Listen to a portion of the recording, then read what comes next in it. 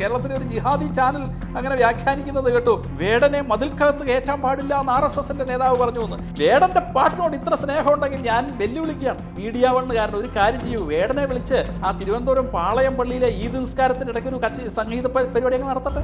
സംഗീതം ഹറാമാണ് അവർക്ക്. ഇവരാണ് വേടനെ പ്രോത്സാഹിപ്പിക്കാൻ നിൽക്കുന്നത്. എനിക്ക് ഖുറാനിൽ നിന്ന് കാര്യമായിട്ടൊന്നും ഉൾക്കൊള്ളാൻ കഴിഞ്ഞില്ല. അതെന്റെ പോരായ്മയാണെങ്കിൽ ആർക്കെങ്കിലും പഠിപ്പിക്കാം. ഇസ്ലാം അല്ലാത്ത എല്ലാവരും കാഫറാണെന്ന്. എന്തിനാണ് ജമ്മു കാശ്മീരിൽ വന്ന് ഇവര് വസ്ത്രം പൊക്കി നോക്കിയിട്ട് ഹിന്ദുവിനെ വെടിവെച്ചു വന്നത്? അങ്ങനെ ചെയ്തു കഴിഞ്ഞാൽ 76 ഹൂറിമാരെ കിട്ടുമെന്ന് വിശ്വസിക്കുന്ന ഒരു മതമാണ്. അവരാണ് ഇവിടെ നവോത്ഥാന മൂല്യങ്ങളെ കുറിച്ച് പറയുന്നത്. ആരെ? ഹിന്ദുക്കളെ പഠിപ്പിക്കുന്നത്. സ്വാഭാവികമായി ഒരു പരിവർത്തനം ഉണ്ടാകാൻ സാധ്യതയില്ലാത്ത ലോകത്തിലെ ഏക മതമാണ് ഇസ്ലാം. ഈ സൗദി അറേബ്യയിൽ പോലും ഈ അടുത്ത കാലത്ത് പെൺകുട്ടികൾക്ക് കാർ ഓടിക്കാനുള്ള ലൈസൻസ് കൊടുത്ത് ആ മതത്തിൽ അതിവേഗം മാറ്റം സംഭവിച്ചുകൊണ്ടിരിക്കുകയാണ്. അവരിപ്പോൾ പട്ടിയെ വളർത്തുന്നു, പൂച്ചയെ വളർത്തുന്നു.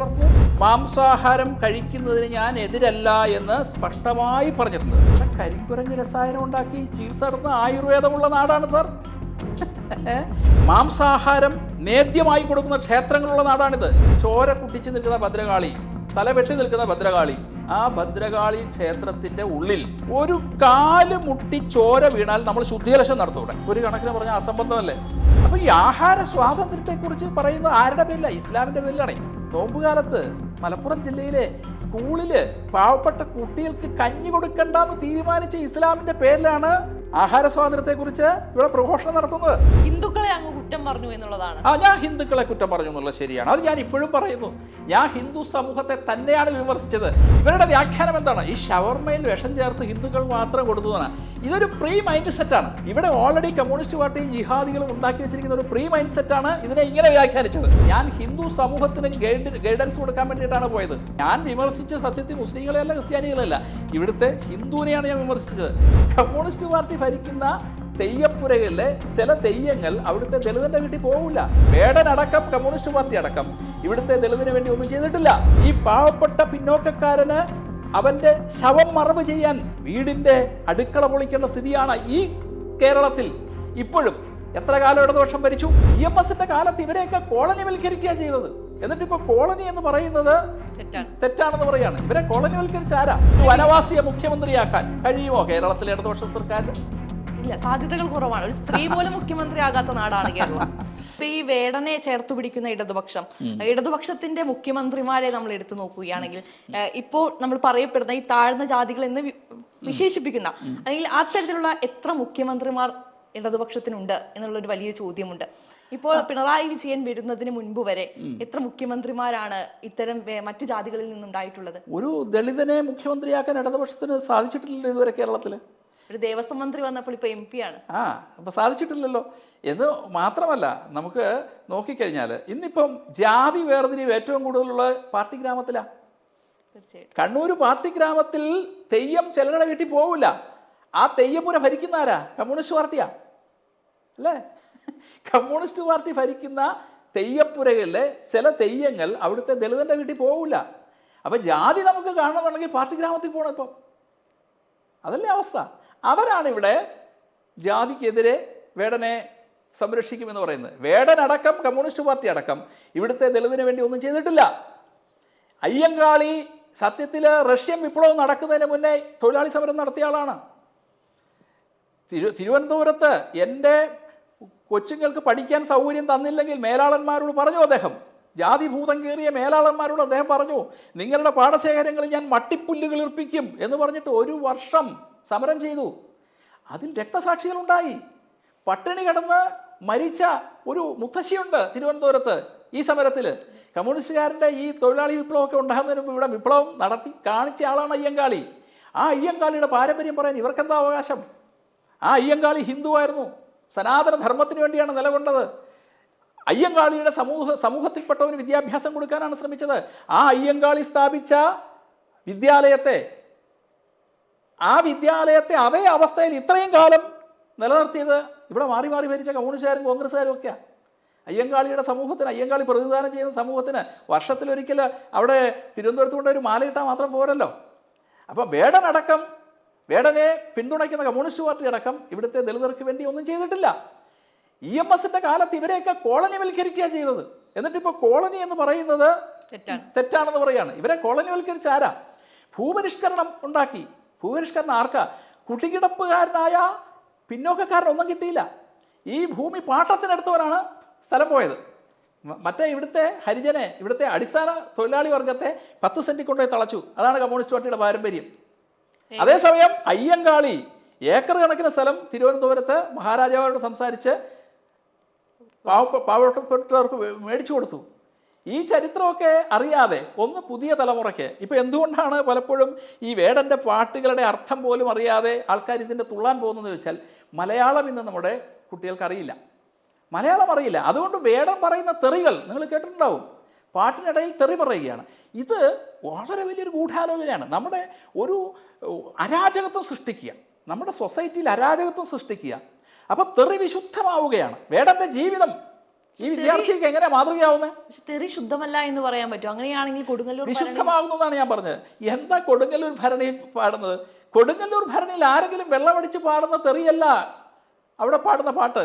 കാവ് തീണ്ടുമ്പം ആ പാടുന്ന പാട്ടുകൾ അതല്ല, നിങ്ങൾ അടുത്ത് പോയി കേൾക്കണം. അത് ഭഗവതി സ്തുതികളാണ്, ഭഗവതി സ്തുതികളാണ്. ഇത് ഞാൻ ചോദിക്കുന്നതല്ല, നമ്മൾ വേടന്റെ തെറിയെ കുറിച്ച് സംസാരിച്ചു കഴിഞ്ഞാൽ തീർച്ചയായും വേടനെ സപ്പോർട്ട് ചെയ്യുന്നവർ ചോദിക്കുന്നതാണ്. അതെ, അതാ ഞാൻ പറഞ്ഞത്. അവിടെ കൊടുങ്ങല്ലൂരിൽ കാവ് തീണ്ടുന്നവർ പാടുന്ന പാട്ടുകൾ 2 തരത്തിലുള്ള പാട്ടുകളുണ്ട്. യഥാർത്ഥത്തിലുള്ള പാട്ടുകൾ എന്ന് പറയുന്നത് ഭഗവതി സ്തുതികളാണ്. പക്ഷെ സമൂഹ മാധ്യമങ്ങളിൽ പ്രചരിക്കുന്ന പാട്ടുകൾ ഭഗവതി സ്തുതികളല്ല. ആ സമൂഹത്തിന്, ഞാൻ പറഞ്ഞല്ലോ, നമ്മുടെ സമൂഹത്തിന് എന്തു വേണമെന്ന് തീരുമാനിക്കുന്ന ചിലരുണ്ട്. വേടന്റെ തെറിയാണ് വേണ്ടത് എന്ന് തീരുമാനിക്കുന്നവരുണ്ട്. അതിനെ സബ്ലിമൈസ് ചെയ്യാണ്. മനസ്സിലായില്ലേ? ഇത്തരം അസാൻമാർഗികമായ അസംബന്ധ പ്രവണതകളെ ഉദാത്തീകരിക്കുകയാണ്. അതിലൂടെ നമ്മുടെ സമൂഹത്തിൽ ജീർണത തിരിച്ചുകൊണ്ടിരിക്കുകയാണ് ഇവർ ചെയ്യുന്നത്. നവോത്ഥാന മൂല്യങ്ങളെ മുഴുവൻ ഇല്ലാതെയാക്കുകയാണ് ചെയ്യുന്നത്.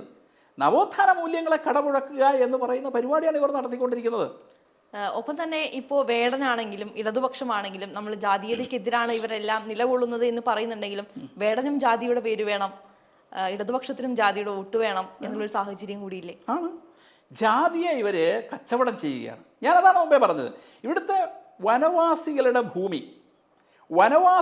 ഭൂമി ഇപ്പോൾ പറയും ബ്രാഹ്മണിക്കൽ ഹെജിമണി എന്നാണല്ലോ പറയുന്നത്. ഞാൻ ചോദിക്കട്ടെ, വയനാട്ടിൽ എത്ര ഏക്കർ ഭൂമി വനവാസികളുടെ ബ്രാഹ്മണൻ്റെ കയ്യിലുണ്ട്? ഇടുക്കിയിൽ എത്ര ഏക്കർ ഭൂമി വനവാസിയുടെ ഭൂമി ബ്രാഹ്മണൻ്റെ കയ്യിലുണ്ട്? ഈ ഭൂമി മുഴുവൻ, ഇടുക്കി വയനാട്ടിലെ ഭൂമി മുഴുവൻ ഇസ്ലാമിക അധിനിവേശ ശക്തികളുടെ കയ്യിലാണുള്ളത്. എന്തേ ഇവർക്ക് തിരിച്ചു മേടിച്ചു കൊടുക്കാൻ പറ്റാത്ത? കോടതിയുടെ ഉത്തരവുണ്ട്.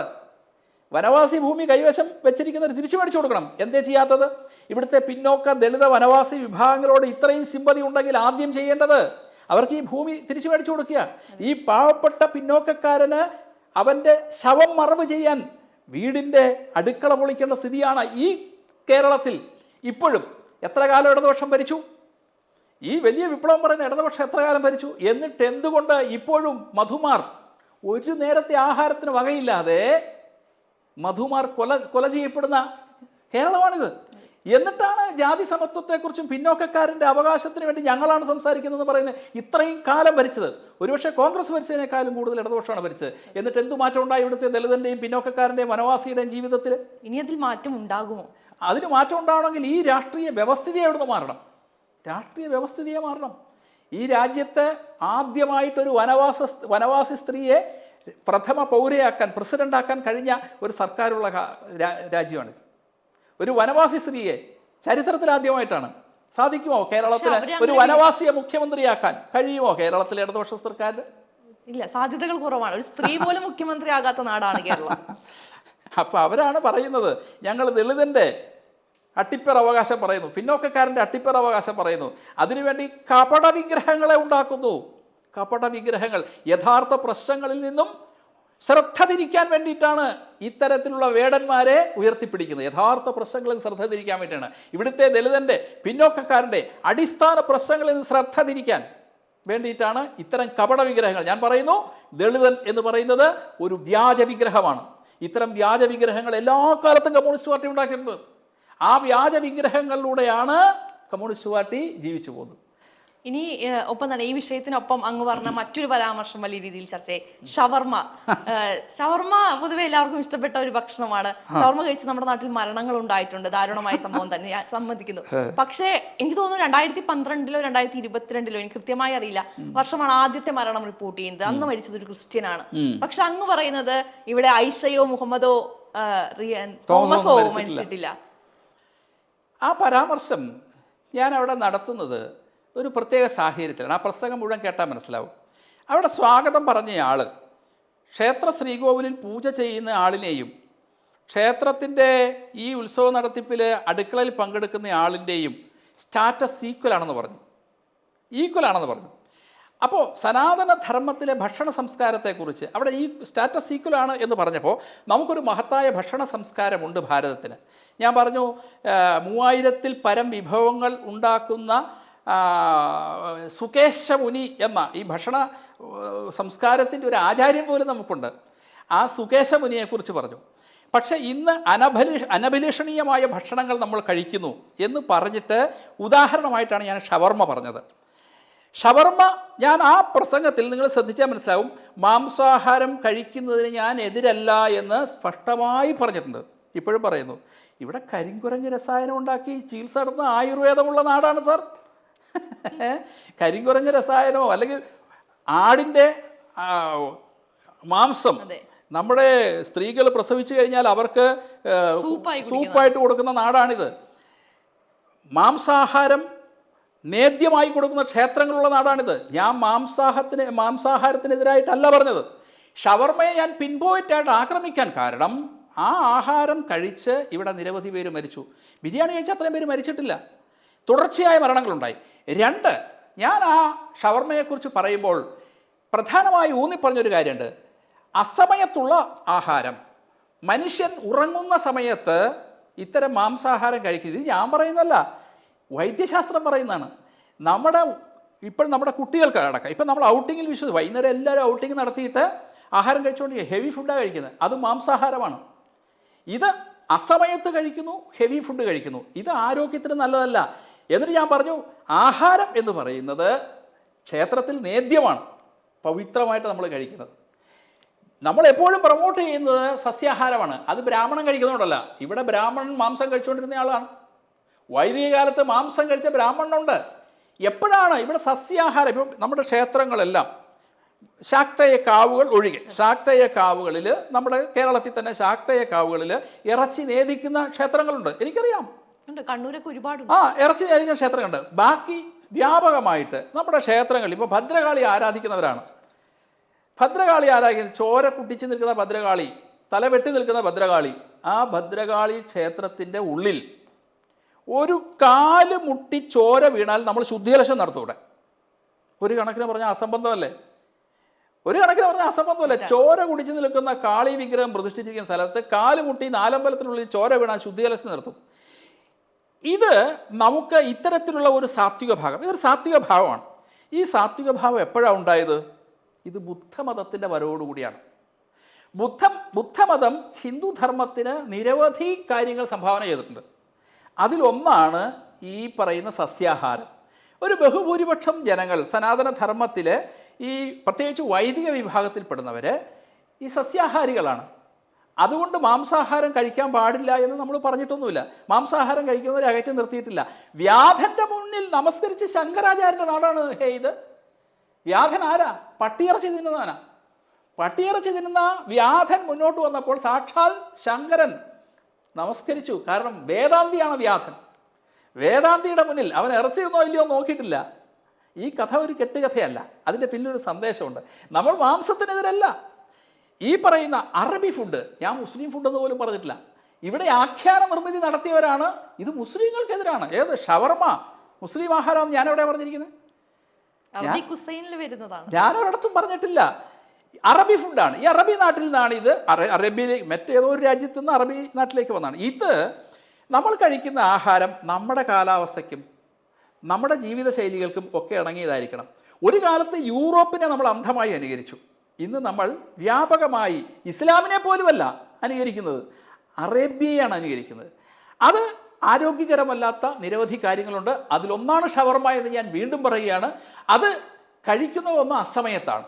അത് നമ്മുടെ ആരോഗ്യത്തെ ബാധിക്കുന്നു. ഇന്ന് നമ്മുടെ കുട്ടികൾക്ക് പോലും വലിയ ഫാറ്റി ലിവർ പ്രശ്നം വരെ ഉണ്ടാകുന്നുണ്ട്. ഇതിനെയാണ് കൊടിയ വർഗീയതയായിട്ട് ചിത്രീകരിച്ചത്. ഞാൻ ഇപ്പോഴും പറയുന്നത്, ഞാൻ മാംസം കഴിക്കുന്ന ആളല്ല, മാംസാഹാരത്തിന് ഞാൻ എതിരുമല്ല. എൻ്റെ തൊട്ട് എടുത്തിരുന്ന ഒരാൾ മാംസാഹാരം കഴിച്ചാൽ എനിക്കൊരു പ്രശ്നം. നമ്മളിപ്പോൾ ഒരു ഹോട്ടലിൽ കയറിയാൽ എന്താ കാണുന്നത്?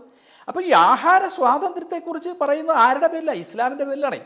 നോമ്പുകാലത്ത് മലപ്പുറം ജില്ലയിലെ സ്കൂളിൽ പാവപ്പെട്ട കുട്ടികൾക്ക് കഞ്ഞി കൊടുക്കണ്ടെന്ന് തീരുമാനിച്ച ഇസ്ലാമിൻ്റെ പേരിലാണ് ആഹാര സ്വാതന്ത്ര്യത്തെക്കുറിച്ച് ഇവിടെ പ്രഘോഷണം നടത്തുന്നത്. ഇപ്പൊ വലിയ രീതിയിൽ ചർച്ചയാകുന്ന മറ്റൊരു കാര്യമാണ് നമ്മുടെ നാട്ടിൽ ഇപ്പോ അങ്ങ് ആ പ്രസംഗത്തിൽ തന്നെ പറഞ്ഞിട്ടുണ്ട്, പുറത്തേക്ക് ഇറങ്ങുമ്പോൾ ശവങ്ങളുടെ മണമാണ്. അത് കഴിഞ്ഞിട്ട് അതിനെക്കുറിച്ചുള്ള വ്യാഖ്യാനങ്ങൾ പലരും, പ്രത്യേകിച്ച് നമ്മൾ ഈ സുഡാപ്പികൾ എന്ന് പറയുന്ന ഒരു വിഭാഗം ഇപ്പോൾ ഉണ്ടല്ലോ, ആ സുഡാപ്പികളാണ് ഏറ്റവും കൂടുതൽ ഇതിനെക്കുറിച്ച് വ്യാഖ്യാനം. അതിലൊരു വിദ്വാൻ്റെ വ്യാഖ്യാനം ഞാൻ കേട്ടു. ഞാനിതൊന്നും അങ്ങനെ മറുപടി കൊടുക്കാറില്ല, എനിക്കതിന് സമയമില്ല. അതിലൊരു വ്യാഖ്യാനം എന്നെ ചിരിപ്പിച്ചു. അദ്ദേഹം മാംസാഹാരം നന്നായി കഴിക്കുന്ന ആളാണ്, അത്ര നല്ല കാര്യം, കഴിച്ചോട്ടെ. ഈ മാംസാഹാരത്തിൻ്റെ മണം വരുമ്പോൾ അദ്ദേഹത്തിന് വലിയ ഉന്മേഷം ഉണ്ടാകുന്നതൊക്കെയാണ് അദ്ദേഹം വളരെ ആകർഷണീയ തോന്നും. ഈ മാംസം വേവിച്ചാൽ ഇതിനാ മാത്രം മണം വരുമോ? വരില്ല. മസാലയുടെ മണം. ഈ വരുന്ന രൂക്ഷഗന്ധം, ഞാൻ അതാണ് പറഞ്ഞത്, നാസാരന്ധ്രങ്ങളെ തുളച്ചു കയറുന്ന കരിഞ്ഞ മാംസത്തിൻ്റെ മണം എന്നൊക്കെ ഞാൻ പറഞ്ഞില്ലേ. അത് എന്താ സംഭവം? വ്യാപകമായ രാസവസ്തുക്കൾ ചേർത്ത സാധനമാണ് നമ്മൾ കഴിക്കുന്നത്. ഈ രൂക്ഷഗന്ധം അത് വിഷം കഴിച്ച് വിഷത്തോട് അഡിക്ഷൻ ആയവരാണ് ഇവർ. അതുകൊണ്ട് അവർക്ക് മാംസം കരിയാറില്ല, മാംസം വേകാറാണ്, ആ മണം ഞങ്ങൾക്ക് ഇഷ്ടമാണ്. ഈ പറയുന്ന വിദ്വാന്മാരെ ഞാൻ കൊണ്ടുപോകാം, ഞാൻ ചില തെരുവുകളിൽ കൊണ്ടുപോകാം. അസഹനീയമായ ഗന്ധമാണ്, രൂക്ഷഗന്ധമാണ്. അത് ഇവിടെ മൊത്തത്തിൽ ഭക്ഷ്യത്തിൽ വിഷം ചേർത്തുകൊണ്ടിരിക്കുകയാണ്. പ്രത്യേകിച്ച് മാംസത്തിൽ വ്യാപകമായി വിഷം ചേർന്നുകൊണ്ടിരിക്കുകയാണ്. അതുകൊണ്ടാണ് ഈ രൂക്ഷഗന്ധം നമ്മൾക്ക് നാസാദ്വാരങ്ങളിലേക്ക് വരുമ്പോൾ. കഞ്ചാവ് അടിച്ച് ശീലിച്ചു കഴിഞ്ഞാൽ പിന്നെ കഞ്ചാവില്ലാതെ ജീവിക്കാൻ പറ്റില്ലല്ലോ. അതുപോലെ നമ്മുടെ കുട്ടികൾ പോലും ഇതിന് അഡിക്റ്റാണ്. അപ്പം നമ്മുടെ ആഹാര സംസ്കാരം ശാസ്ത്രീയമായിരുന്നൊരു ആഹാര സംസ്കാരം. അതുകൊണ്ടാണ് ഞാൻ സുഖശാസ്ത്രത്തെക്കുറിച്ച് പറഞ്ഞത്. ഒരു ഹിന്ദു ക്ഷേത്രത്തിൽ ഞാൻ ഹിന്ദു സമൂഹത്തിന് ഗൈഡൻസ് കൊടുക്കാൻ വേണ്ടിയിട്ടാണ് പോയത്. ആ ഹിന്ദു സമൂഹത്തിന് വേണ്ട ഗൈഡൻസാണ് ഞാൻ കൊടുത്തത്. അവരോടാണ് ഞാൻ സംസാരിച്ചത്. നിങ്ങൾ ഈ ഇറച്ചിക്കടിമകളാകരുത്, ഇറച്ചി കഴിക്കരുതെന്നല്ല പറഞ്ഞത്, അടിമകളാകരുത്. ഇത്തരം ആഹാരങ്ങൾ ഞാൻ പറഞ്ഞു. അതിലെ വർമ്മ എന്നൊരു പേരൂടെ പറഞ്ഞു. ചിലവർ ധരിച്ചിരിക്കുന്നത് ഞാൻ വർമ്മമാരെ അവമാനിച്ചു എന്നാണ്. എനിക്ക് ഈ ഷവർമ എന്ന പലഹാരത്തിൻ്റെ പേരോട് ചേർത്ത് ശവ നായർ എന്നോ ശവപ്പുലയ എന്നോ പറയാൻ സാധിക്കില്ല. ഞാൻ അങ്ങനെ ഒരു വർമ്മ ചേർത്ത് ഒരു സറ്റയറാണെന്ന് മനസ്സിലാക്കാനുള്ള ഒരു എന്താ പറയുക സാമാന്യ ബോധമില്ലാതെ പോയത് എൻ്റെ കുറ്റമല്ല. ഞാൻ പരാജയപ്പെട്ടു പോയിരിക്കുന്നു. നമ്മൾ ചില സമയത്ത് ചില തമാശകൾ പറയുമ്പോൾ അത് മനസ്സിലാകാതെ പോകുമ്പോൾ നമുക്ക് സത്യത്തിൽ നമ്മൾ അവരുടെ മുമ്പിൽ പരാജയപ്പെടുകയാണ്. ഒരു തമാശ മനസ്സിലാക്കാനും ഒരു മിനിമം സെൻസെങ്കിലും വേണം. അപ്പോൾ അത്തരത്തിൽ ഹിന്ദുക്കളാണ് ഭൂരിപക്ഷം മരിച്ചത്. ഇതിൽ നിങ്ങൾ ലിസ്റ്റ് എടുത്ത് നോക്കിക്കോളൂ. ഞാൻ നോക്കിയിട്ടുണ്ട്. മുസ്ലിം ഒരാൾ പോലും മരിച്ചിട്ട്. ഞാനത് പറയാൻ കാരണം എന്താ അറിയോ? മുസ്ലിങ്ങൾ പോയിട്ട് ഇതുപോലെ കഴിക്കുന്നില്ല, ഹിന്ദുക്കൾ കഴിക്കുന്ന പോലെ. ക്രിസ്ത്യാനികൾ ഇതുപോലെ കഴിക്കുന്നില്ല. ഞാനതാണ് ഉദ്ദേശിച്ചത്. പക്ഷേ അവിടെ ഏറ്റവും കൂടുതൽ ആക്രമിക്കപ്പെടുന്ന മറ്റൊരു കാര്യം എന്ന് പറയുന്നത് ഹിന്ദുക്കളെ അങ്ങ് കുറ്റം പറഞ്ഞു എന്നുള്ളതാണ്. ഞാൻ ഹിന്ദുക്കളെ കുറ്റം പറഞ്ഞു എന്നുള്ളത് ശരിയാണ്. അത് ഞാൻ ഇപ്പോഴും പറയുന്നു. ഞാൻ ഹിന്ദു സമൂഹത്തെ തന്നെയാണ് വിമർശിച്ചത്. പക്ഷേ ഇവിടെ ഓൾറെഡി സെറ്റഡ് ആയിട്ടുള്ള ഒരു അജണ്ടയുണ്ട്. ഞാൻ പറഞ്ഞത് മുസ്ലിങ്ങൾ മരിച്ചില്ല, ക്രിസ്ത്യാനികൾ മരിച്ചില്ല എന്ന് പറയുമ്പോൾ ഇവരുടെ വ്യാഖ്യാനം എന്താണ്? ഈ ഷവർമയിൽ വിഷം ചേർത്ത് ഹിന്ദുക്കൾ മാത്രം കൊടുത്തതാണ്. ഇതൊരു പ്രീ മൈൻഡ് സെറ്റാണ്. ഇവിടെ ഓൾറെഡി കമ്മ്യൂണിസ്റ്റ് പാർട്ടിയും ജിഹാദികളും ഉണ്ടാക്കി വെച്ചിരിക്കുന്ന ഒരു പ്രീ മൈൻഡ് സെറ്റാണ് ഇതിനെ ഇങ്ങനെ വ്യാഖ്യാനിച്ചത്. ഞാൻ വിമർശിച്ചത് ഹിന്ദു സമൂഹത്തെയാണ്. അതിൽ ഈ പറയുന്ന ആഹാരത്തിനോടൊപ്പം ഒരു വർമ്മ ഉള്ളത് കൊണ്ട് ആ വർമ്മയുടെ പേര് പറഞ്ഞതേ ഉള്ളൂ. അതൊരു സറ്റയറാണ്. ആ സറ്റയർ ചിലർക്ക് മനസ്സിലായിട്ടുണ്ടാവും. പക്ഷേ ഇതൊരു ആക്രമിക്കാൻ പറ്റിയ സമയമാണല്ലോ എന്ന് കരുതി അതിനെ എടുത്തിട്ടുണ്ടാവും. അങ്ങനെ എടുത്താലും കുഴപ്പമൊന്നുമില്ല. ഞാൻ വിമർശിച്ച സത്യത്തിൽ മുസ്ലിങ്ങളെയല്ല, ക്രിസ്ത്യാനികളല്ല, ഇവിടുത്തെ ഹിന്ദുവിനെയാണ് ഞാൻ വിമർശിച്ചത്. ഇവിടെ ഏറ്റവും കൂടുതൽ മാംസം പോയി കഴിക്കുന്നത് ഹിന്ദുവാണ്. ഈ അസമയത്ത് പോയി കഴിക്കുന്ന ഹിന്ദുവാണ്. ഇത് അശാസ്ത്രീയമായ ആഹാരമാണെന്നാണ് ഞാൻ പറഞ്ഞത്. ആഹാര സംസ്കാരം എന്നൊന്നുണ്ട്. അതുകൊണ്ടാണ് ഞാൻ സുഖശാസ്ത്രം ഉദ്ധരിച്ചത്. ഒരു ക്ഷേത്രപ്പറമ്പിൽ ഹിന്ദുവിന് ഗൈഡൻസ് കൊടുക്കാനാണ് ഞാൻ ശ്രമിച്ചത്. അതിനെയും ചെയ്യും, എത്ര കേസ് വന്നാലും ചെയ്യും. പക്ഷേ ഇന്നത്തെ കാലത്ത് ഇപ്പൊ നമ്മൾ ക്ഷേത്രപ്പറമ്പുകളെ കുറിച്ച് സംസാരിച്ചത് കൊണ്ടാണ് അങ്ങ് പറയുകയുണ്ടായി വേടന്റെ പരിപാടി അടുത്തത് ഇനി ക്യാബറ ഡാൻസ് വരെ ക്ഷേത്രപ്പറമ്പുകളിലേക്ക് എത്താം. അതിനു മുന്നോടിയായി നമ്മൾ കുറച്ചു കാലങ്ങൾക്ക് ഏതാനും മാസങ്ങൾക്ക് മുൻപാണ് ഒരു സഖാവിനെ കുറിച്ചുള്ള ഒരു പാട്ട് ഒരു ക്ഷേത്രാങ്കണത്തിൽ പാടുന്നത് നമ്മൾ കേട്ടു. അതുമായി ബന്ധപ്പെട്ട വിവാദങ്ങൾ കണ്ടു. ക്ഷേത്രാങ്കണങ്ങൾ ഇത്തരം കാര്യങ്ങളിലേക്കുള്ള ഒരു സ്ഥലങ്ങളായി മാറുന്നില്ലേ? വളരെ ബോധപൂർവം നമ്മുടെ ക്ഷേത്ര ഭരണസമിതികളിലേക്ക് ഇടതുപക്ഷം നുഴഞ്ഞു കയറുന്നു. ഒരു കാലത്ത് ഇവർ ക്ഷേത്രങ്ങളെ തകർക്കാൻ വേണ്ടിയിട്ട് വലിയ ശ്രമം നടത്തി. സാംബശിവൻ്റെ കഥാപ്രസംഗം, KPSCയുടെ നാടകം, ഇതൊക്കെ അമ്പലപ്പറമ്പിൽ നടത്തി. സാംബശിവൻ്റെ കഥാപ്രസംഗങ്ങളിലെല്ലാം പറഞ്ഞു ഒരമ്പലം നശിച്ചാൽ അത്രയും നന്നായി. സർപ്പക്കാവുകൾ വെട്ടി നശിപ്പിച്ച് അവിടെ കപ്പയിടാൻ സാമ്പം പ്രസംഗിക്കുന്നത് ഞാൻ കേട്ടിട്ടുണ്ട്. പാവങ്ങളുടെ വിശപ്പ് മാറും. അങ്ങനെ നമ്മുടെ കേരളത്തിലെ ക്ഷേത്രങ്ങൾ മാപ്പിള ലഹളക്കാലത്തും ടിപ്പുവിൻ്റെ പടയോട്ടക്കാലത്തും തകർക്കപ്പെട്ട ക്ഷേത്രങ്ങൾ ദീർഘകാലം നവീകരിക്കപ്പെടാതെ കിടന്നു. അതിനുശേഷം ഈ ക്ഷേത്രങ്ങളൊക്കെ നവീകരിക്കപ്പെട്ടത് എപ്പോഴാണ്? 1942 RSS കേരളത്തിൽ വന്നതിന് ശേഷമാണ്. ഈ നശിച്ചു കിടന്ന അമ്പലപ്പറമ്പുകളിലാണ് RSSൻ്റെ ശാഖകൾ ആരംഭിച്ചത്. പി മാധവൻ, ഞാൻ അവിടെയും പറഞ്ഞ കാര്യമാണ്, പി മാധവൻ എന്ന് പറയുന്ന ഒരു പ്രചാരകൻ ക്ഷേത്രത്തിൻ്റെ ജാമീതീയ ശാസ്ത്രം എന്താണ്, അതിൻ്റെ ഫിസിക്സ് എന്താണ്, അതിൻ്റെ കെമിസ്ട്രി എന്താണ്, അതിൻ്റെ ആർക്കിടെക്ട് എന്താണ്, ഇതെല്ലാം വിശദമായി പഠിച്ച് സാമാന്യ ജനത്തെ ബോധവൽക്കരിച്ച് ക്ഷേത്ര നവോത്ഥാനം ആരംഭിച്ചു. അതിന് മഹാനായ കേളപ്പജിയുടെ സഹായം ഉണ്ടായിരുന്നു. മലബാർ ക്ഷേത്ര സംരക്ഷണ സമിതിയാണ് പിന്നീട് കേരള ക്ഷേത്ര സംരക്ഷണ സമിതിയായി മാറിയത്. അങ്ങനെ ക്ഷേത്രങ്ങളെല്ലാം ഉയർന്നു വന്നപ്പോൾ, ജനങ്ങളെല്ലാം ക്ഷേത്രത്തിൽ പോയി തുടങ്ങിയപ്പോൾ, എങ്ങനെയാണോ വേടൻ്റെ പരിപാടിക്ക് ആൾ കൂടുമ്പോൾ ആ വേദിയിൽ തങ്ങൾക്ക് സ്ഥാനം വേണമെന്ന് കമ്മ്യൂണിസ്റ്റ് പാർട്ടി ആഗ്രഹിക്കുന്നത്, അതേപോലെ അവർ പറഞ്ഞു ക്ഷേത്രത്തിലേക്ക് നുഴഞ്ഞു കയറൂ. ശബരിമലയ്ക്ക് പോയതിന് വിശദീകരണം ചോദിച്ച പാർട്ടിയാണിത്. മക്കയ്ക്ക് പോയപ്പോൾ വിശദീകരണം ചോദിച്ചില്ല. പാർട്ടി സമ്മേളനത്തിൽ നിസ്കാരപ്പായ വിരിച്ചു കൊടുത്തവരാണ്. അവിടെ പാലസ്തീൻ ഐക്യദാർഢ്യം പ്രഖ്യാപിച്ചുകൊണ്ട് കഫിയ ധരിച്ച പാർട്ടിയാണിത്. പക്ഷെ ശബരിമലയ്ക്ക് പോയ ഹിന്ദുവിനോട് വിശദീകരണം ചോദിച്ചു. മലബാറിൽ ഒരു സ്കൂളിലെ ഗണപതി ഹോമം നടത്തിയതിന് ആ സ്കൂളിനെ ആക്രമിച്ച പാർട്ടിയാണിത്. അതേസമയം പാർട്ടി സമ്മേളനത്തിൽ നിസ്കാരപ്പായ വിരിച്ചു കൊടുക്കും. പാർട്ടി നേതൃത്വം കൊടുത്തുകൊണ്ട് അവർ നോമ്പുതുറ സംഘടിപ്പിക്കും. ഇത് കൃത്യമായി ഹിന്ദു വിരുദ്ധമായ പാർട്ടിയാണ് കമ്മ്യൂണിസ്റ്റ് പാർട്ടി. ആ കമ്മ്യൂണിസ്റ്റ് പാർട്ടി ക്ഷേത്രങ്ങളെ തകർക്കാൻ ശ്രമിക്കുകയാണ്. അതിൻ്റെ ഭാഗമായിട്ടാണ് ക്ഷേത്രത്തിലെ പ്രതിഷ്ഠാസങ്കല്പം. അവിടെ ക്ഷേത്രത്തിൻ്റെ ശ്രീകോവിലിൻ്റെ മുന്നിൽ സോപാനപ്പടിയിൽ പാടേണ്ട പാട്ടിൻ്റെ രാഗം എന്താണെന്ന് പോലും നിശ്ചയിച്ചിട്ടുണ്ട്. പ്രഭാത രാഗം ഏതാണ്, മധ്യാഹ്ന രാഗം ഏതാണ്, സായാഹ്ന രാഗം ഏതാണ് നിശ്ചയിച്ചിട്ടുണ്ട്. അത്രയും വ്യവസ്ഥപ്പെടുത്തിയ ഒരു സങ്കേതമാണ്. വേടനെ പോലെയുള്ളവർ പാടുന്ന റാപ്പ് സംഗീതം, ആ റാപ്പ് സംഗീതം ഒരു പാശ്ചാത്യ ഉൽപ്പന്നമാണ്. അത് നമ്മുടെ നാഡീഞരമ്പുകളെ വലിച്ചു പൊട്ടിക്കുന്ന ഒന്നാണ്. ക്ഷേത്രം അതിനുള്ളതല്ല. അവിടെ റിലാക്സേഷനാണ് അനുഭവപ്പെടുന്നത്. അവിടെ ആലപിക്കുന്ന, ഇപ്പോൾ ഞാൻ ഒരു ഉദാഹരണം പറയാം. വൈക്കം ക്ഷേത്രത്തിലെ ഉത്സവം കഴിയുന്ന സമയത്ത് അവിടെ ഈ ദേവീദേവന്മാർ ഉപചാരം ചൊല്ലി പിരിയുന്നൊരു ചടങ്ങുണ്ട് വൈക്കത്തഷ്ടമിക്ക്. ആ വൈക്കത്തഷ്ടമിക്ക് ഉപചാരം ചൊല്ലി പിരിയുമ്പോൾ അച്ഛനും മകനും ഉപചാരം ചൊല്ലി പിരിയുന്ന ഒരു സങ്കല്പം. ഒന്ന് ഉദയനാപുരത്തപ്പനും ഒന്ന് വൈക്കം മഹാദേവ ക്ഷേത്രം. അത് വൈക്കത്തിൻ്റെ വടക്കേ നടയിലാണ് നടക്കുന്നത്. ആ സമയത്ത് അവിടെ വായിക്കേണ്ട രാഗം എന്താണെന്ന് എത്രയോ നൂറ്റാണ്ടുകൾക്ക് മുമ്പ് വ്യവസ്ഥപ്പെടുത്തിയിരിക്കുന്നു. ആ രാഗം ദുഃഖകണ്ഠാരമാണ്. ദുഃഖകണ്ഠാരം എന്ന രാഗം വേണം ആ സമയത്തവിടെ വായിക്കാൻ. നിങ്ങളവിടെ നിൽക്കുമ്പോൾ നിങ്ങളുടെ കണ്ണ് നിറയും. നമുക്കറിയാം വൈക്കത്തപ്പൻ അല്ലെങ്കിൽ ഉദയനാപുരത്തപ്പൻ അവരെങ്ങോട്ടും വേർപിരിഞ്ഞു പോകുന്നൊന്നുമില്ല. പക്ഷേ അവിടെ നിൽക്കുന്ന ഭക്തജനങ്ങളുടെ കണ്ണ് നിറയും. വേടൻ്റെ പാട്ട് കേട്ടാൽ നിങ്ങൾക്ക് അത്തരം ഒരു വികാരവും ഉണ്ടാവില്ല. നിങ്ങളുടെ നാഡീഞരമ്പുകളെ വലിച്ചു പൊട്ടിക്കുന്ന, ഒരു പരിധി വരെ പറഞ്ഞാൽ നിങ്ങളുടെ BP കൂട്ടുന്ന പാട്ടുകളാണിതൊക്കെ. പാശ്ചാത്യ സംഗീതത്തിൻ്റെ ഒരു സ്വഭാവം അതാണ്. നമ്മുടെ സംഗീതം അങ്ങനെയല്ല. വികാര വിമലീകരണമാണ് നമ്മുടെ സാഹിത്യത്തിൻ്റെയും കലയുടെയും സംഗീതത്തിൻ്റെയും അടിസ്ഥാന ലക്ഷ്യം എന്ന് പറയുന്നത്. വികാര വിമലീകരണം. പക്ഷേ ഇനി വേടൻ പറഞ്ഞിട്ടുണ്ട് ഇനിയും ക്ഷേത്രങ്ങളിൽ പാടും. കമ്മ്യൂണിസ്റ്റ് പാർട്ടിയുടെ സഹായത്തോടുകൂടി, ജിഹാദികളുടെ സഹായത്തോടുകൂടി അയാൾക്കത് സാധിക്കും. പക്ഷേ ഇവിടെ ഉണർന്നെണീറ്റ ഒരു ഹിന്ദു സമൂഹമുണ്ട്. ആ ഹിന്ദു സമൂഹം എല്ലാ ക്ഷേത്രങ്ങളിലും വേടൻ്റെ കൂത്താട്ടം സമ്മതിക്കുമെന്ന് ഞാൻ കരുതുന്നില്ല. ഞാൻ എൻ്റെ പേഴ്സണലായിട്ടുള്ളൊരു സംശയമാണ്. ഈ തിരുവനന്തപുരം ജില്ലയിലേക്ക് ഞാൻ പോയ സമയങ്ങളിൽ ഞാൻ ഞങ്ങളുടെ നാട്ടിലില്ലാത്തത് കൊണ്ടായിരിക്കും ഞാൻ വളരെയധികം, പാലക്കാടാണ്, വളരെയധികം ശ്രദ്ധിച്ചിട്ടുള്ള ഒരു കാര്യമാണ്. അവിടെ ക്ഷേത്രങ്ങളിൽ ഉത്സവങ്ങൾ ഉണ്ടായെങ്കിൽ ആ ക്ഷേത്രത്തിലേക്ക് പോകുന്ന ഈ രഥങ്ങൾ അല്ലെങ്കിൽ അത്തരത്തിലുള്ള കാര്യങ്ങളിലെല്ലാം സിനിമാ പാട്ടുകളാണ് ഉപയോഗിക്കുന്നത്. എന്നുവെച്ചാൽ കൃത്യമായി സിനിമകളിൽ വൈറലായിട്ടുള്ള പാട്ടുകൾ ഉപയോഗിച്ചുകൊണ്ടാണ് അവിടെ നടന്നു പോകുന്നത്. അപ്പോൾ എന്തുകൊണ്ടാണ് ഞങ്ങളുടെ നാട്ടിലൊന്നും ഒരിക്കലും ഒരു ക്ഷേത്രവുമായി ബന്ധപ്പെട്ട പരിപാടിക്ക് സിനിമാ ഗാനങ്ങൾ ഉപയോഗിക്കാറില്ല? ഭക്തിഗാനമാണെങ്കിൽ പോലും 100 വട്ടം ചിന്തിച്ചിട്ടാണ് ഉപയോഗിക്കുന്നത്. പക്ഷേ ഇവിടെ ഞാൻ തീർത്തും വ്യത്യസ്തമായി എനിക്ക് തോന്നുന്നു. മേ ബി പുതിയ കാര്യങ്ങളെ അംഗീകരിക്കുക നല്ലത് തന്നെയാണ്, പക്ഷേ അത് ശരിയാണ്. അത് തിരുവനന്തപുരംകാർക്കൊരു വിഷമം ചിലപ്പോൾ തോന്നിയേക്കാൻ ഞാനിത് പറയുമ്പോൾ. തിരുവനന്തപുരത്തിനൊരു പ്രത്യേകതയുണ്ട്. തിരുവനന്തപുരം പാതി തമിഴ്നാടാണ്. ഈ തമിഴ് സംസ്കാരം വല്ലാത്ത സ്വാധീനം തിരുവനന്തപുരത്തിൻ്റെ ആഹാരത്തിലുണ്ട്, അവരുടെ ശൈലിയിലുണ്ട്, എല്ലാം തമിഴിൻ്റെ സ്വാധീനമുണ്ട്. ഈ സിനിമാ ഗാനങ്ങളെയും സിനിമാ നടന്മാരെയും നമുക്കറിയാമല്ലോ, തമിഴ് രാഷ്ട്രീയം തന്നെ നിയന്ത്രിക്കുന്ന സിനിമയാണ്. ഈ തിരുവനന്തപുരം ഭാഗത്തുള്ള ഇപ്പം നമ്മുടെ ആറ്റുകാൽ പോലും കണ്ണകി എന്ന് പറയുന്നത് തമിഴ്നാട്ടിൽ നിന്ന് വന്ന ദൈവമാണ്. അപ്പം ആ സ്വാധീനം അവിടെ വല്ലാതെ ഉണ്ട്. അവിടെ ഒരു ഉത്സവം ആയിക്കഴിഞ്ഞാൽ രാത്രിയെന്നോ പകലെന്നോ ഇല്ലാതെ ഈ മൈക്ക് ഇങ്ങനെ വെച്ചിരിക്കുകയാണ്. അതിൽ എന്തൊക്കെയോ പാട്ടുകളൊക്കെ വരുന്നുണ്ട്. അത് സത്യത്തിൽ ഒരു കാലത്ത് നമ്മൾ പ്രോത്സാഹിപ്പിക്കപ്പെടാൻ പാടില്ലാത്ത ഒരു കാര്യമാണ്.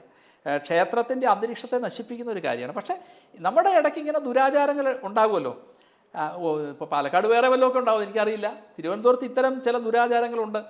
ആവശ്യമില്ലാതെ സിനിമാ പാട്ട് വയ്ക്കുക. ഒന്ന് നമ്മുടെ വിദ്യാർത്ഥികൾക്കൊക്കെ പഠിക്കേണ്ടതാണ്. തിരുവനന്തപുരം പോലെയുള്ള സ്ഥലത്ത് ഇപ്പോൾ നിങ്ങൾ സംപ്രേഷണം ചെയ്യുമ്പോൾ തിരുവനന്തപുരംകാർ കേൾക്കും, ചിലപ്പോൾ നാളെ ഇതിൻ്റെ പേരിലായിരിക്കും വിമർശനം വരുന്നത്. പക്ഷേ ഒരു പ്രശ്നവുമില്ല. ഞാനിത് എല്ലാ കാലത്തും പറഞ്ഞുകൊണ്ടിരിക്കുന്നതാണ്. പല സ്ഥലത്തും ഉണ്ട്. അതിരാവിലെ മുതൽ ഈ വലിയ ശബ്ദത്തിൽ ഈ മൈക്കിൽ പാട്ട് വെക്കുന്ന ഉത്സവകാലത്ത് പോലും ക്ഷേത്ര മതിൽക്കകത്ത് പാട്ട് നിൽക്കണം എന്ന അഭിപ്രായക്കാരനാണ് ഞാൻ. കാരണം ചുറ്റുവട്ടത്തുള്ള കുട്ടികൾക്ക് പഠിക്കേണ്ടതല്ലേ. രോഗികളവിടെ താമസിക്കുന്നില്ലേ. വാങ്കുവിളിയെയും ഇതുപോലെ നിയന്ത്രിക്കണം എന്നുള്ള അഭിപ്രായക്കാരനാണ് ഞാൻ. പക്ഷെ അത് പറഞ്ഞു കഴിഞ്ഞാൽ പ്രശ്നമാകും. ഞാനത് പറയും. അമ്പലപ്പറമ്പിലെ മൈക്കിൻ്റെ കാര്യം മാത്രമല്ല, ഇവിടെ 5 നേരം ഈ മൈക്ക് കെട്ടി വിളിച്ച് നിൻ്റെ ദൈവം മണ്ടനാണെന്ന് എന്ന് വിളിച്ചു പറയുന്ന, ഇങ്ങോട്ട് വരൂ നിൻ്റെ ദൈവം എല്ലാം കള്ളദൈവമാണെന്ന് വിളിച്ചു പറയുന്ന ഈ സമ്പ്രദായം അവസാനിപ്പിക്കണം. ഇനി അത്ര നിർബന്ധമുണ്ടെങ്കിൽ അത് അതിനകത്ത് വെക്കണം. അമ്പലപ്പറമ്പിലെ മൈക്കാണേലും അത് പുറത്തേക്കല്ല വെക്കേണ്ടത്, അത് ക്ഷേത്രത്തിൽ വെക്കണം. അതിൽ ഈ നിങ്ങളിപ്പോൾ പറഞ്ഞതുപോലെയുള്ള പാട്ടുകൾ ഒരിക്കലും, ഞാൻ പറഞ്ഞല്ലോ, ക്ഷേത്രം എന്ന് പറയുന്നത് ഒരു എയർ കണ്ടീഷൻഡ് റൂം പോലെയാണ്. അവിടെ നമ്മുടെ മനസ്സിനെ ശാന്തമാക്കാൻ, നമ്മുടെ ദുഃഖങ്ങൾ മറക്കാൻ, അവിടെ പഞ്ചേന്ദ്രിയങ്ങളെയും രസിപ്പിക്കാനുള്ള സാധനങ്ങളാണ്. നാക്കിനെ രസിപ്പിക്കാൻ വേണ്ടി അവിടെ നേദ്യവും പ്രസാദവും നമുക്ക് തരും. നമ്മുടെ ത്വക്കിനെ ശാന്തരിപ്പിക്കാൻ ചന്ദനം അല്ലെങ്കിൽ കുങ്കുമം തരും. നമ്മുടെ കാതുകളെ ആനന്ദിപ്പിക്കാൻ വേണ്ടി അവിടെ സംഗീതം തരും. അങ്ങനെ നമ്മുടെ പഞ്ചേന്ദ്രിയങ്ങളെയും, ഇന്ദ്രിയങ്ങളിലൂടെയാണ് മനസ്സിനെ സ്വാധീനിക്കുന്നത്. അങ്ങനെ ഒരു സയൻറ്റിഫിക് മെത്തേഡാണ് ഈ ക്ഷേത്രം എന്ന് പറയുന്നത്. നിർഭാഗ്യവശാൽ ഇത് മനസ്സിലാക്കാത്ത ഹിന്ദു ഉണ്ടാകുന്നതുകൊണ്ടാണ് വേടൻ്റെ സംഗീതം മതിൽക്കകത്തേക്ക് കയറി വരുന്നത്. വേടൻ്റെ ജാതിയല്ല പ്രശ്നം, വേടൻ്റെ സംഗീതമാണ് പ്രശ്നം. ചിലരൊക്കെ പ്രത്യേകിച്ച് ജിഹാദി ചാനൽ, കേരളത്തിലെ ഒരു ജിഹാദി ചാനൽ അങ്ങനെ വ്യാഖ്യാനിക്കുന്നത് കേട്ടു. വേടനെ മതിൽക്കകത്ത് കയറ്റാൻ പാടില്ല എന്ന് RSSൻ്റെ നേതാവ് പറഞ്ഞു എന്ന്. ഞാൻ വേടനെ കയറ്റരുതെന്നല്ല പറഞ്ഞത്, വേടൻ്റെ സംഗീതത്തെ കയറ്റരുതെന്നാണ് പറഞ്ഞത്. കാരണം ഇത്, ഞാൻ ചോദിക്കട്ടെ, ഇത്ര വിഷമമുള്ള മീഡിയ വണ്ണുകാരൻ ഒരു കാര്യം ചെയ്യൂ, വേടനെ വിളിച്ച് നമ്മുടെ തിരുവനന്തപുരം പാളയം പള്ളിയിലെ ഈദ് നിസ്കാരത്തിൻ്റെ ഇടയ്ക്ക് ഒരു സംഗീത പരിപാടി അങ്ങ് നടത്തട്ടെ. എന്താ, പള്ളിയിൽ ഈ ഇവിടുത്തെ മുസ്ലിം പള്ളികളെല്ലാം വേടനെ വിളിച്ച് ഓരോ പരിപാടി നടത്തട്ടെ. വേടനെ പരിപാടി RSSകാർ പരിപാടി കൊടുക്കില്ല, ക്ഷേത്രത്തിൽ കയറ്റില്ല എന്നൊക്കെ പറയുന്ന കുണ്ഠിതമുണ്ടല്ലോ ഇവർക്ക്. ആ കുണ്ഠിതം പരിഹരിക്കാം. സംഗീതം ഹറാമാണ് അവർക്ക്, സിനിമ ഹറാമായിരുന്നു. ഇപ്പം മട്ടാഞ്ചേരി മാഫിയയിലൂടെ നമ്മുടെ സിനിമാ രംഗത്തെ പിടിച്ചെടുക്കാൻ ശ്രമിക്കുകയാണ്. ഇവരാണ് വേടനെ പ്രോത്സാഹിപ്പിക്കാൻ നിൽക്കുന്നത്. ഇവിടെ ജിഹാദികൾക്ക് മേൽക്കൈ കിട്ടാൽ പിന്നെ വേടൻ ഉണ്ടാവില്ല, വേടൻ്റെ സംഗീതം ഉണ്ടാവില്ല. വേടൻ ഇപ്പം പാടുന്നത് എന്തുകൊണ്ടാണ്? ഇവിടെ ഹിന്ദു ഭൂരിപക്ഷമുള്ളതുകൊണ്ടാണ്. വേടൻ്റെ പാട്ടിനോട് ഇത്ര സ്നേഹമുണ്ടെങ്കിൽ ഞാൻ വെല്ലുവിളിക്കുകയാണ്, ഇവിടുത്തെ മുസ്ലിം പള്ളികളിലൊക്കെ വിളിച്ച് വേടനെ ഒന്ന് പാടിക്കും. അവരുടെ പെരുന്നാളുണ്ടല്ലോ, റംസാൻ, ഈദുൽ ഫിത്തർ, ഇതിനൊക്കെ വേടനെ വിളിച്ചൊന്ന് പാടിക്കൂ. ഞാൻ മീഡിയ വണ്ണുകാരെ വെല്ലുവിളിക്കുകയാണ്, അവരങ്ങനെ പ്രചരിപ്പിക്കട്ടെ. എന്താ ധൈര്യമുണ്ടോ? ചിലപ്പോൾ കാര്യങ്ങൾ ഇപ്പൊ അങ്ങ് പറഞ്ഞതുപോലെ പണ്ട് ടെലിവിഷൻ ഹറാമായിരുന്നു. പണ്ട് നമ്മൾ ആദ്യം മുതലേ പറയുന്നുണ്ട് പട്ടികൾ ഇസ്ലാം മതത്തിന് ഹറാമാണ്. പക്ഷെ ഇന്ന് പട്ടികളെ വളർത്തുന്ന അല്ലെങ്കിൽ അതിനുവേണ്ടി ബിസിനസ് ചെയ്യുന്ന ഇസ്ലാം മത വിഭാഗത്തിൽപ്പെട്ടവരുണ്ട്. അതുപോലെ TV ഒക്കെ വളരെ സാധാരണമായി മാറിയിരിക്കുന്നു. അത്തരം മാറ്റങ്ങൾ ഈ മതം സ്വീകരിക്കട്ടെ എന്നുള്ളത് അതെന്തുകൊണ്ടാണെന്നറിയോ? അത് ആ മതത്തിൽ സ്വാഭാവികമായി ഉണ്ടായ ഒരു പരിവർത്തനമല്ല. സ്വാഭാവികമായി ഒരു പരിവർത്തനം ഉണ്ടാകാൻ സാധ്യതയില്ലാത്ത ലോകത്തിലെ ഏക മതമാണ് ഇസ്ലാം. പിന്നെ എങ്ങനെയാണ് പരിവർത്തനം ഉണ്ടായത്? 90കൾക്ക് ശേഷം ഇൻ്റർനെറ്റ് വ്യാപകമായി, തടഞ്ഞു നിർത്താൻ പറ്റില്ല. ഇപ്പോൾ എക്സ് മുസ്ലിങ്ങൾ പെരുകിക്കൊണ്ടിരിക്കുക. ഈ വയൽ കേട്ടതിലെ മണ്ടത്തരങ്ങളൊക്കെ തിരിച്ചറിഞ്ഞിട്ട് എക്സ് മുസ്ലിങ്ങൾ പെരുകിക്കൊണ്ടിരിക്കുകയാണ്. ഇപ്പോൾ ഈ സൗദി അറേബ്യയിൽ പോലും ഈ അടുത്ത കാലത്ത് പെൺകുട്ടികൾക്ക് കാർ ഓടിക്കാനുള്ള ലൈസൻസ് കൊടുത്ത് സൗദി അറേബ്യ അടിമുടി മാറിക്കൊണ്ടിരിക്കുകയാണ്. ഇവരുടെ പവിത്രമായ കാവസ്ഥിതി ചെയ്ത സൗദി അറേബ്യ അടിമുടി മാറിക്കൊണ്ടിരിക്കുകയാണ്. ഈ ഗൾഫ് രാജ്യങ്ങൾ മുഴുവൻ അതിവേഗം മാറിക്കൊണ്ടിരിക്കുകയാണ്. അതൊക്കെ ഏതെങ്കിലും ഒരു മൗലവിയുടെ പ്രസംഗം ഉത്ബോധനത്തിലൂടെ ഒന്ന് നവോത്ഥാനത്തിലേക്ക് വന്നതല്ല. നവോത്ഥാനമൊക്കെ ഇവിടെ ഹിന്ദുക്കളുടെ ഇടയിലേ നടക്കുള്ളൂ. അത് ഇൻ്റർനെറ്റ് വന്നതോടുകൂടി തടയാൻ പറ്റില്ല. കമ്മ്യൂണിസ്റ്റ് പാർട്ടി എപ്പോഴാണ് പരാജയപ്പെട്ടത്? കമ്മ്യൂണിസ്റ്റ് പാർട്ടി മറ്റൊരു മതമാണ്. റഷ്യ പരാജയപ്പെട്ടത് എപ്പോഴാണ്? ഇൻ്റർനെറ്റ് വന്നപ്പോഴാണ്. ഗ്ലാസ് ടോസ്റ്റും പെരിസ്റ്റോയ്ക്കും 90കൾക്ക് ശേഷം അതിൻ്റെ മുമ്പിലുണ്ടാകാഞ്ഞത്. ഇൻ്റർനെറ്റ് എന്ന് പറയുന്നത് ദേശാഭിമാനി മാത്രം വായിച്ചുകൊണ്ടിരുന്ന കാലം, അല്ലെങ്കിൽ പ്രവത മാത്രം വായിച്ചുകൊണ്ടിരുന്ന കാലം മാറി. തടഞ്ഞു നിർത്താൻ പറ്റില്ല ഇൻ്റർനെറ്റിലൂടെയുള്ള ഈ ആശയവിനിമയം. അതുകൊണ്ട് ഈ ഇസ്ലാം സമൂഹത്തിൽ സ്വാഭാവികമായ ഒരു നവോത്ഥാനമൊന്നും സംഭവിക്കാനുള്ള സാധ്യത ഞാൻ കാണുന്നില്ല. പക്ഷേ ആ മതത്തിൽ അതിവേഗം മാറ്റം സംഭവിച്ചുകൊണ്ടിരിക്കുകയാണ്. അവരിപ്പോൾ പട്ടിയെ വളർത്തുന്നു, പൂച്ചയെ വളർത്തുന്നു. നിങ്ങൾ ഗൾഫിലേക്ക് ചെന്ന് കഴിഞ്ഞാൽ അവിടുത്തെ എല്ലാ ഷെയ്ഖുമാരുടെയും വീട്ടിൽ പുലി അടക്കമുണ്ടെന്ന്. പട്ടി ഹറാമാന്ന് പറയുന്ന പട്ടി അയാളുടെ വീട്ടിൽ കിടക്കപ്പായ കിടക്കുകയാണ്. പട്ടി ഇവിടെ ഹറാമാണ്. കാലം മാറുമ്പോൾ മാറുമെന്ന് പ്രതീക്ഷിക്കാം എന്നാണോ? അല്ല, ഇസ്ലാമിനെ സംബന്ധിച്ചിടത്തോളം ഒരു മതം എന്നുള്ള നിലയ്ക്ക് അതിൻ്റെ പ്രസക്തി തന്നെ നഷ്ടപ്പെടാൻ പോവുകയാണ്. അതിൻ്റെ പ്രസക്തി തന്നെ നഷ്ടപ്പെടാൻ പോവുകയാണ്. ക്രിസ്ത്യാനിറ്റി അങ്ങനെയല്ല. ജീസസ് ക്രൈസ്റ്റ് എന്ന് പറയുന്നത് മാനവ സ്നേഹത്തിൻ്റെയും കാരുണ്യത്തിൻ്റെയും മറ്റൊരു ബുദ്ധൻ വേർഷനാണ്. ബൈബിൾ പുതിയ നിയമം എന്ന് പറയുന്ന മനോഹരമായൊരു കാവ്യമാണ്. ഞാൻ ഖുറാനും ബൈബിളും വായിച്ചിട്ടുണ്ട്. എനിക്ക് ഖുറാനിൽ നിന്ന് കാര്യമായിട്ടൊന്നും ഉൾക്കൊള്ളാൻ കഴിഞ്ഞില്ല. അതെൻ്റെ പോരായ്മയാണെങ്കിൽ ആർക്കെങ്കിലും പഠിപ്പിക്കാം. പക്ഷെ ഞാൻ വായിക്കുമ്പോഴും അവിടെയൊക്കെ ജിഹാദിൻ്റെ ആഹ്വാനമാണ് ഞാൻ കേൾക്കുന്നത്. അവിടെ കാഫിറിനെ കുറിച്ചാണ് പറയുന്നത്. ആരാണ് കാഫിർ? ഇസ്ലാം അല്ലാത്ത എല്ലാവരും കാഫിറാണെന്ന്. ഇസ്ലാം അല്ലാത്ത എല്ലാവരും കാഫിറാണ്. കാഫിറിനെ കൊന്നാൽ സ്വർഗം കിട്ടും. 76 ഹൂറിമാരെ. എന്തിനാണ് ജമ്മു കാശ്മീരിൽ വന്ന് ഇവർ വസ്ത്രം പൊക്കി നോക്കിയിട്ട് ഹിന്ദുവിനെ വെടിവെച്ച് വന്നത്? അങ്ങനെ ചെയ്തു കഴിഞ്ഞാൽ 76 ഹൂറിമാരെ കിട്ടുമെന്ന് വിശ്വസിക്കുന്ന ഒരു മതമാണ്. അവരാണ് ഇവിടെ നവോത്ഥാന മൂല്യങ്ങളെക്കുറിച്ച് പറയുന്നത്. ആരെ? ഹിന്ദുക്കളെ പഠിപ്പിക്കുന്നത്. വേടൻ എവിടെ പാടണം, എപ്പോൾ പാടണം എന്ന് ഹിന്ദുക്കളെ പഠിപ്പിക്കുന്നത്. ഞാൻ വീണ്ടും വെല്ലുവിളിക്കുക, വേടനോട് ഇത്രയും സ്നേഹമുള്ള മീഡിയ വണ്ണുകാരനും ചന്ദ്രിയക്കാരനും മാധ്യമക്കാരനും എല്ലാവരും കൂടെ ചേർന്ന് വേടനെ അടുത്ത റംസാന് നമ്മുടെ പാളയം പള്ളിയിൽ ഒരു പരിപാടി കൊടുക്കൂ. നല്ല കാര്യമല്ലേ? നടക്കാൻ സാധ്യത കുറവാണ്. നിങ്ങളിത് എഡിറ്റ് ചെയ്യാതെ കൊടുക്കണം കേട്ടോ. തീർച്ചയായിട്ടും. എന്തായാലും ഒരുപാട് നന്ദി ഇത്രയും സമയം സന്തോഷം. അടുത്ത വിവാദങ്ങളിലേക്കുള്ള ഒരു കിളിവാതിൽ തുറന്നതായിരിക്കും. എനിക്കൊരു പ്രശ്നവുമില്ല. പറയാനുള്ള സത്യങ്ങൾ നിരന്തരം പറഞ്ഞുകൊണ്ടിരിക്കും. ഇതിനു മുമ്പും പറഞ്ഞിട്ടുണ്ട്. ഇപ്പോൾ എനിക്ക് തോന്നുന്നു ഈ യുദ്ധമൊക്കെ കഴിഞ്ഞ് ഒരെരയും കിട്ടാതിരുന്നപ്പോഴാണ് ഞാനവിടെ ഈ പ്രസംഗം നടത്തിയത്. അപ്പോൾ കുറച്ച് ദിവസത്തേക്ക് ഈ കഞ്ഞിക്കുള്ള വെള്ളം തിളപ്പിച്ച് നിർത്തണമല്ലോ നമ്മുടെ മാധ്യമ പ്രവർത്തകർക്ക്. എന്താണേലും ഈ സംവാദത്തെ വിവാദമാക്കി മാറ്റിയ എല്ലാ മാധ്യമ പ്രവർത്തകർക്കും നന്ദി, നമസ്കാരം.